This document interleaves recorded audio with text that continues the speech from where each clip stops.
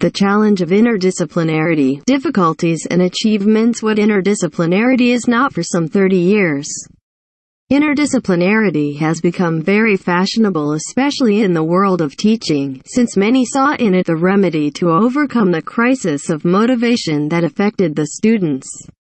The diagnosis was that the young people did not take interest in the disciplines due to two fundamental reasons: that the contents of these were old and obsolete, and that they did not find an intellectual interest in the delimited and closed horizon of the different disciplines. Therefore, the remedy was sought in two directions: privileging the present as the thematic content of teaching and making propaganda of interdisciplinarity as a method that should replace the traditional custom of teaching the disciplines separately.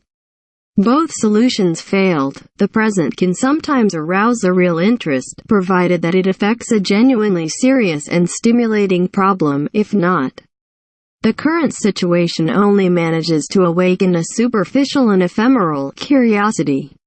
More serious was the mistake regarding interdisciplinarity, since it was conceived as a rejection of disciplinary study as its opposite, and for this reason interdisciplinary study was often understood as a generic, rather than general, discourse.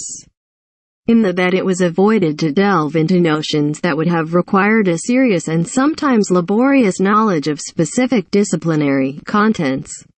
At the end of the day, although this pedagogical practice was comfortable for some lazy teachers and students, it proved incapable not only of producing achievements in the growth of the students' knowledge, but also of gaining their interest. They got bored as much as before. These frustrating results were due to a radically wrong way of considering interdisciplinarity and also to ignorance of the motivations and conditions that characterize it. In the first place, it must be said that it is correct to react against a closed vision of the different disciplines, since the meaning of each of them is not captured without relating them to a broader horizon of knowledge and existential experience. But it is also true that each discipline offers objective knowledge that has an intrinsic validity and enter into the construction of personal and collective knowledge.